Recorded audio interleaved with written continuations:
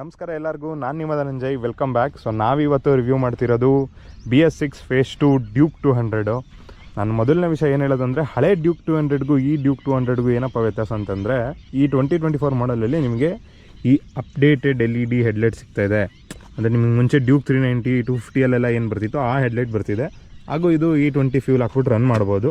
ಅದು ಒಂದು ಎರಡೇ ಈ ಮೇಜರ್ ಅಪ್ಗ್ರೇಡ್ಸ್ ಅಂತಂದರೆ. ಇನ್ನು ಅದು ಬಿಟ್ಟು ಏನಂತಹ ಮಹಾ ಅಪ್ಗ್ರೇಡ್ಸ್ಗಳು ಅಂತ ಏನಿಲ್ಲ. ಮತ್ತು ಏನೇನು ಫೀಚರ್ಸ್ ಇದೆ ಏನೇನಿದೆ ಅಂತ ನೋಡೋಣ ಈ ಗಾಡಿಯಲ್ಲಿ. ಮೇನು ಈ ಸಸ್ಪೆನ್ಷನ್ ಬಗ್ಗೆ ಮಾತಾಡೋಣ ಫಸ್ಟು. ಸೊ ಸಸ್ಪೆನ್ಷನ್ ನಿಮಗೆ 43 mm WPR ಕಡೆಯಿಂದ ಕೊಡ್ತಿದ್ದಾರೆ.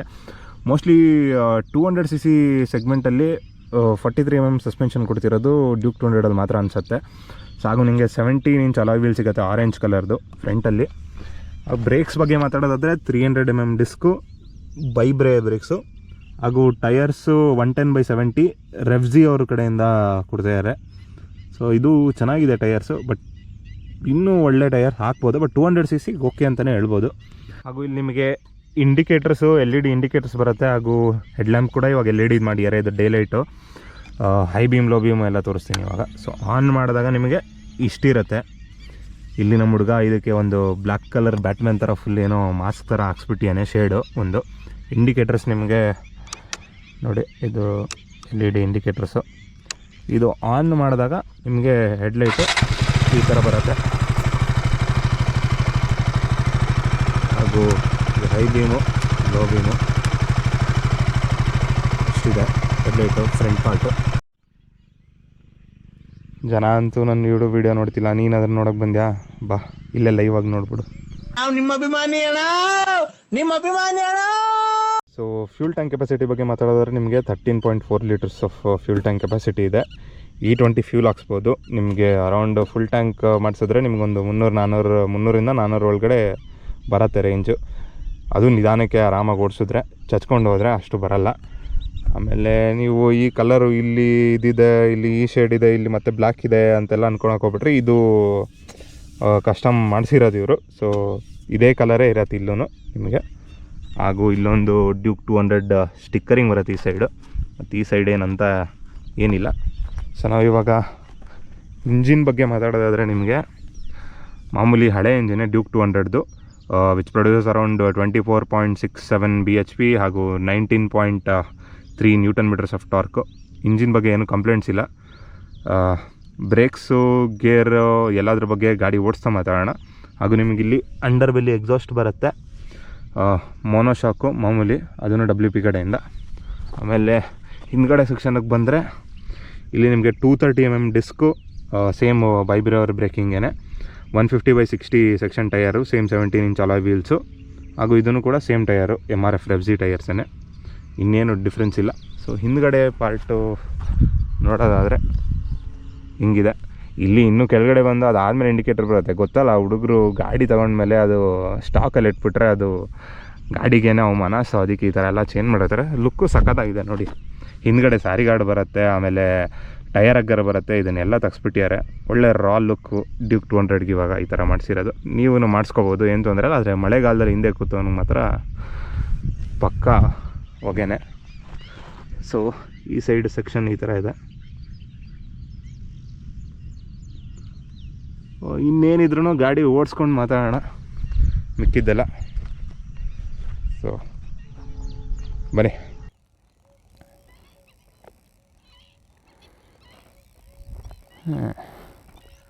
ಸೊ ಬನ್ನಿ ರೈಡ್ ಹೋಗೋಣ. ರೈಡ್ ಹೋಗ್ಬಿಟ್ಟು ನೋಡೋಣ ಗಾಡಿ ಹೆಂಗಿದೆ ಪರ್ಫಾರ್ಮೆನ್ಸು, ಗೇರ್ ಶಿಫ್ಟಿಂಗು ಅಥವಾ ಬ್ರೇಕ್ಸು, ಸಸ್ಪೆನ್ಷನು ಎಲ್ಲ ನೋಡೋಣ. ಲೊಕೇಶನ್ ಚೆನ್ನಾಗಿದೆ. ಸೊ ಇವಾಗ ನಾನು ನಮ್ಮೂರಲ್ಲಿ ಇದ್ದೀನಿ, ದಾವಣಗೆರೆಯಲ್ಲಿ. ಸೊ ಇದು ಕೊಂಡಜ್ಜಿ ಲೇಕ್ ಅಂತ ದಾವಣಗೆರೆಯಲ್ಲಿ. ಸ್ವಲ್ಪ ದಿನ ಇಲ್ಲೇ ಇರ್ತೀನಿ. ದಾವಣಗೆರೆಯಲ್ಲಿ ಇರೋರು ಯಾರಾದರೂ ವೀಡಿಯೋ ನೋಡ್ತಿದ್ರೆ ದಯವಿಟ್ಟು ಸ್ವಲ್ಪ ನೀವು ಯಾವ್ದಾದ್ರು ಗಾಡಿಗಳಿದ್ದರೆ ಕೊಡಿ ರಿವ್ಯೂ ಮಾಡೋದಕ್ಕೆ ಅಂತ ಹೇಳ್ತಾ ಇದನ್ನು ಸ್ಟಾರ್ಟ್ ಮಾಡೋಣ. ಅಣ್ಣ ಬರ್ತೀನಿ. ಯಾವ ಊರವರು? ಬೆಳ್ತಂಗಡಿ. ಓಹೋ, ಧರ್ಮಸ್ಥಳ. ಮೊನ್ನೆ ಅಲ್ಲೇ ಬಂದ ಸ್ವಾಮಿ, ನಾವು ಬಂದಿದ್ದು ಬೆಳ್ತಂಗಡಿಗೆ. ಬರಕಿಲ್ವಾ ನಮ್ಮ ಮನೆಗೆ? ಬರಕಿಲ್ವಾ ನಮ್ಮ ಮನೆಗೆ? ಸೊ ಫಸ್ಟು ಡ್ಯೂಕಲ್ಲಿ ನಂಗೆ ಏನು ಇಷ್ಟ ಅಂದರೆ ಈ ರೈಡಿಂಗ್ ಪೊಸಿಷನ್ನು ಫುಲ್ ಸಕ್ಕದಾಗಿದೆ. ಫುಲ್ ಕಮಾಂಡಿಂಗ್ ರೈಡಿಂಗ್ ಪೊಸಿಷನ್ ಅಂತಲೇ ಹೇಳ್ಬೋದು. ಇದರ ಅರ್ಥ ಕಮಿಟೆಡ್ ರೈಡಿಂಗ್ ಪೊಸಿಷನ್ ಅಂತಲ್ಲ ನಾನು ಹೇಳ್ತಿರೋದು, ಸ್ವಲ್ಪ ಕಮಾಂಡಿಂಗ್ ಇದೆ. ಅಂದರೆ ಇದು ಒಂಥರ ಚೆನ್ನಾಗಿ ಅಂತ ಹೇಳ್ಬೋದು. ನಿಮ್ಮ ಗಾಡಿ ಓಡ್ಸೋಕೆ ಒಳ್ಳೆ ಫೀಲ್ ಬರುತ್ತೆ, ಕಾನ್ಫಿಡೆನ್ಸ್ ಬರುತ್ತೆ ಗಾಡಿ ಓಡಿಸ್ಬೇಕಾದ್ರೆ. ಸೊ ಈ ಶೋಲ್ಡರ್ಸ್ ಮೇಲೆಲ್ಲ ಏನೂ ಪೇನ್ ಇಲ್ಲ, ಆರಾಮಾಗಿದೆ. ಲಾಂಗ್ ರೈಡ್ಸ್ ಹೋಗ್ಬೇಕಂದ್ರೂ ಸಕ್ಕದಾಗಿ ಹೋಗ್ಬೋದು. ನಿಮಗೆ ಸೀಟು ಇನ್ನೂ ಸ್ವಲ್ಪ ಬೆಟರ್ ಆಗಿರ್ಬೋದು. ಅದಕ್ಕೆ ನಿಮ್ಗೆ ಇವಾಗೆಲ್ಲ ಹೊಸದು ಸಿಗುತ್ತೆ, ಅಮೆಝಾನಲ್ಲೆಲ್ಲ ಒಂದು ಸ್ಪಾಂಜ್ ಥರ ಸೀಟ್ ಸಿಗುತ್ತೆ, 1,000 ರೂಪಾಯಿ ಎಲ್ಲ ಕೊಟ್ಟರೆ. ಸೊ ನೀವು ಲಾಂಗ್ ರೈಡ್ಸ್ ಮಾಡ್ತೀರಾ ಅಂದರೆ ಅದನ್ನು ಹಾಕ್ಕೊಂಡು ಕೂತ್ಕೊಂಡು ಹೋಗ್ತಾಯಿದ್ರೆ ಸಕ್ಕದಾಗಿರುತ್ತೆ, ಏನು ಪ್ರಾಬ್ಲಮ್ ಇಲ್ಲ.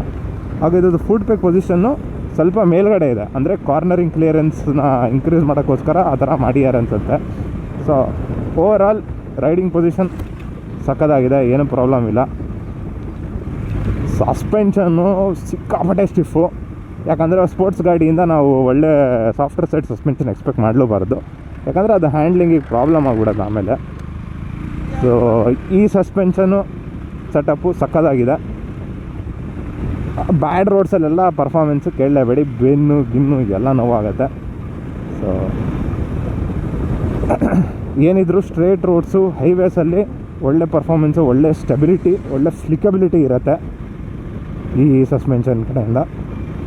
ಬ್ಯಾಡ್ ರೋಡ್ಸಲ್ಲೆಲ್ಲ ನನಗೆ ಆಲ್ರೆಡಿ ಏನು ಎಲ್ಲೋ ಯಥಾಕ್ದಂಗೆ ಅನ್ನಿಸ್ತಾ ಇದೆ, ಸಸ್ಪೆನ್ಷನ್ ಇಲ್ವೇನೋ ಅನ್ನೋ ರೇಂಜಿಗೆ ಅನ್ನಿಸ್ತಾ ಇದೆ. ಸೊ ಸಸ್ಪೆನ್ಷನ್ನ ಕತೆ ಇಷ್ಟು.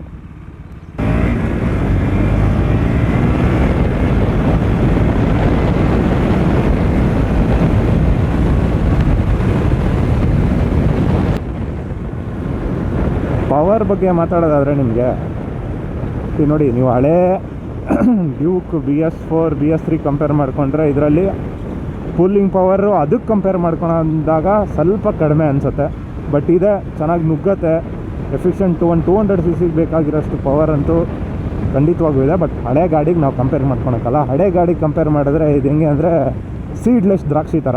ನಾನು ನನ್ನ ಫ್ರೆಂಡು BS3 ಡ್ಯೂಕ್ ಓಡಿಸಿದ್ದೀನಿ, ಅಬಾಬಾಬಾಬಾಬಾ ಕಳೆದೋಗ್ಬಿಟ್ಟಿದ್ದೀನಿ. ಆ ರಾ ಪವರ್ ಏನಿದೆ ಸಕ್ಕದಾಗಿದೆ BS3ಯಲ್ಲಿ ಮಾತ್ರ. ಎಕ್ಸಿಡ್ರ್ ಕೊಟ್ಟ ತಕ್ಷಣ ಗಾಡಿ ನನ್ನೇ ಪುಲ್ ಮಾಡೋ ರೇಂಜಿಗೆ ಅನಿಸುತ್ತೆ. ಅದು 200 cc ಗಾಡಿ ಆಗಿದ್ದನು 250 ರೇಂಜಿಗೆ ಪರ್ಫಾರ್ಮೆನ್ಸ್ ಇತ್ತು ಹಳೆ ಗಾಡಿದು. ಇದ್ರದ್ದು ಚೆನ್ನಾಗಿದೆ, ಇಲ್ಲ ಅಂತ ಹೇಳಲ್ಲ. ಬಟ್ ಆಬ್ವಿಯಸ್ಲಿ ನಾವು ಈ ಎಮಿಷನ್ಸ್ ನಾರ್ಮ್ ಎಲ್ಲ ಬಂದಾದ್ಮೇಲಿಂದ ಇದು ಸೌಂಡ್ ಕೂಡ ನೋಡಿ ಒಳ್ಳೆ ಏನೋ ಚೆನ್ನಾಗಿಲ್ಲ ಸೌಂಡು. ಹಳೆ ಗಾಡಿ ಸೌಂಡೇ ಸೌಂಡು. ತೊಗೊಂಡು ಹೋಗ್ತಾ ಇದ್ರೆ ಏರಿಯಾದಲ್ಲಿ ನಾಯಿಗಳೆಲ್ಲ ಅಟ್ಟಿಸ್ಕೊಂಡು ಬಂದುಬಿಡ್ತಿತ್ತು ಆ ಸೌಂಡಿಗೆ. ಸೊ ಇದು ಸ್ವಲ್ಪ ಸ್ಮೂತಾಗಿ ಹೋಗಿದೆ, ಸಾಫ್ಟಾಗಿ ಹೋಗಿದೆ, ಏನು ಅಂತ ಸೌಂಡ್ ಮಾಡಲ್ಲ ಗಾಡಿ. ಬಟ್ ಅದು ಬಿಟ್ಟು ಪರ್ಫಾರ್ಮೆನ್ಸ್ ಎಲ್ಲ ಚೆನ್ನಾಗೇ ಇದೆ, ಏನು ಪ್ರಾಬ್ಲಮ್ ಇಲ್ಲ. ನಿಮಗೆ ಕ್ಲಚ್ಚು ಕೂಡ ಲೈಟಾಗೇ ಇದೆ, ತುಂಬ ಹಾರ್ಡ್ ಏನು ಅನಿಸಲ್ಲ, ಕ್ಲಚ್ ಲೈಟಾಗಿದೆ. ಸ್ಲಿಪ್ಪರ್ ಕ್ಲಚ್ ಕೊಟ್ಟಿಲ್ಲ ಅವರು ಇದಕ್ಕೆ. ಸೊ ಇದೊಂದು ನನಗೆ ಕಡಿಮೆ ಅನಿಸಿದ್ದು, ಸ್ಲಿಪ್ಪರ್ ಕ್ಲಚ್ ಕೊಡ್ಬೋದಿತ್ತು. ಗೇರ್ ಶಿಫ್ಟಿಂಗು ನಾನು ಸಿಕ್ಕಾಪಟ್ಟೆ ಸ್ಮೂತ್ ಅಂತ ಹೇಳಲ್ಲ, ನಾರ್ಮಲ್ ಆಗಿದೆ. ಪಟ್ ಅಂತ ಎಷ್ಟು ಬೇಕೋ ಅಷ್ಟು ಶಿಫ್ಟ್ ಮಾಡ್ಕೊಂಡು ಹೋಗ್ತಾ ಇರ್ಬೋದು. ಇವಾಗ ರೈಡಿಂಗ್ ಪೊಸಿಷನ್ ಬಗ್ಗೆ ಮಾತಾಡಿದಾಯಿತು, ಕ್ಲಚ್ಚು, ಗೇರ್ ಶಿಫ್ಟಿಂಗು, ಸಸ್ಪೆನ್ಷನ್ನು ಇದೆಲ್ಲದ್ರ ಬಗ್ಗೆ ಮಾತಾಡಿದಾಯಿತು. ಬ್ರೇಕ್ಸ್ ಟೆಸ್ಟ್ ಮಾಡೋಣ. ಬ್ರೇಕಿಂಗ್ ಚೆನ್ನಾಗಿದೆ. ಸೊ ನಾನು ಇಷ್ಟಲ್ಲೇ ಬ್ರೇಕಿಂಗ್ ಚೆನ್ನಾಗಿದೆ. ಬಟ್ ಒಂದು ಸ್ವಲ್ಪ ಸ್ಪೀಡ್ ಹೋಗ್ಬಿಟ್ಟು ಆಮೇಲೆ ಬ್ರೇಕ್ಸು ಟೆಸ್ಟ್ ಮಾಡೋಣ, ಗೊತ್ತಾಗತ್ತೆ.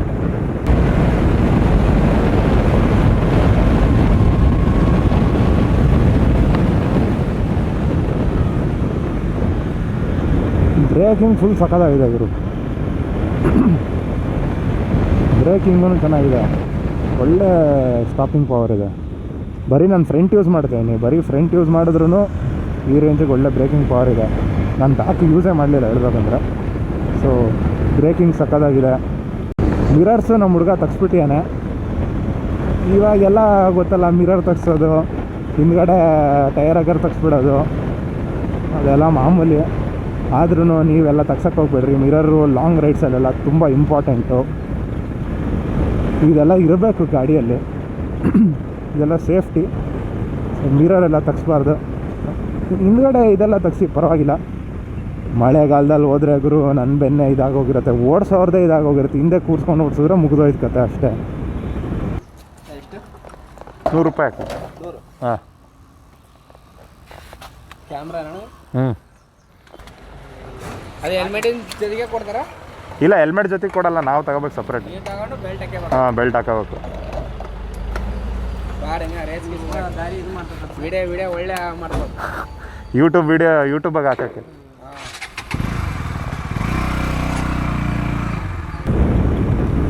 ನಾವು ಎಷ್ಟೇ ದುಡಿದ್ರೂ ಪೆಟ್ರೋಲ್ ಹಾಕ್ಸೋದು 100 ರೂಪಾಯಿಗೇನೆ. 1,000 ರೂಪಾಯಿ ಇದ್ರೂ ಅಷ್ಟೇ, 2,000 ರೂಪಾಯಿ ಇದ್ರೂ ಅಷ್ಟೇ, ಪೆಟ್ರೋಲ್ ಹಾಕ್ಸೋದು 100 ರೂಪಾಯಿಗೇನೆ.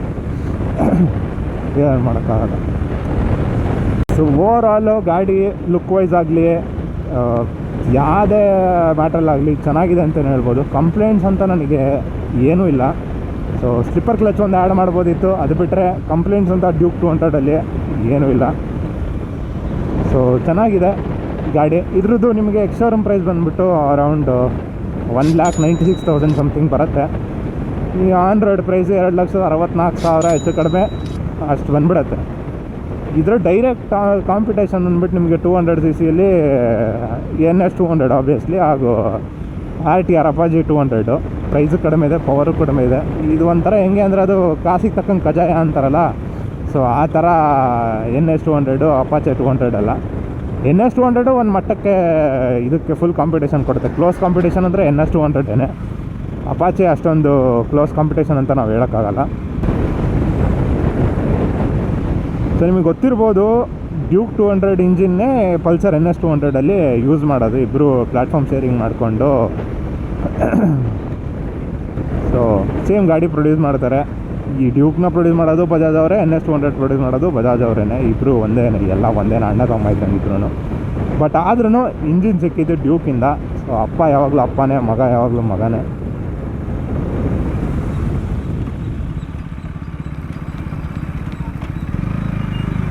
ಸೊ ಡ್ಯೂಕು ಯಾವಾಗಲೂ ಡ್ಯೂಕೆ.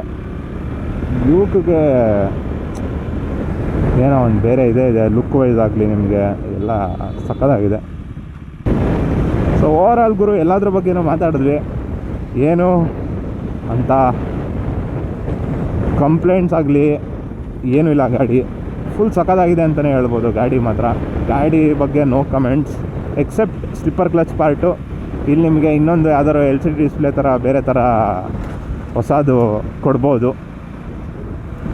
ಅದು ಮಾಡ್ತಾರೋ ಇಲ್ವೋ ಗೊತ್ತಿಲ್ಲ, ನೋಡೋಣ. ಸ್ಲಿಪ್ಪರ್ ಕ್ಲಚ್ ಅಂತೂ ಬೇಸಿಕ್ಕು, ಅದಂತೂ ಕೊಟ್ಟರೆ ಒಳ್ಳೆಯದು. ಮಾಮೂಲಿ ಇನ್ನೇನು ಡ್ಯುಯಲ್ ಚಾನಲ್ ABS ಇದೆ, ಬ್ರೇಕಿಂಗ್ ಚೆನ್ನಾಗಿದೆ, ಸ್ಟೆಬಿಲಿಟಿ ಚೆನ್ನಾಗಿದೆ. ಸಸ್ಪೆನ್ಷನ್ನು ನಿಮಗೆ ಅದೇ ಆಬ್ವಿಯಸ್ಲಿ ಸಸ್ಪೆನ್ಷನ್ನು ಸ್ಪೋರ್ಟ್ಸ್ ಬೇಕು ಹಂಗಿರ್ಬೇಕು, ಹಂಗಿದೆ, ಚೆನ್ನಾಗಿದೆ. ಅದನ್ನು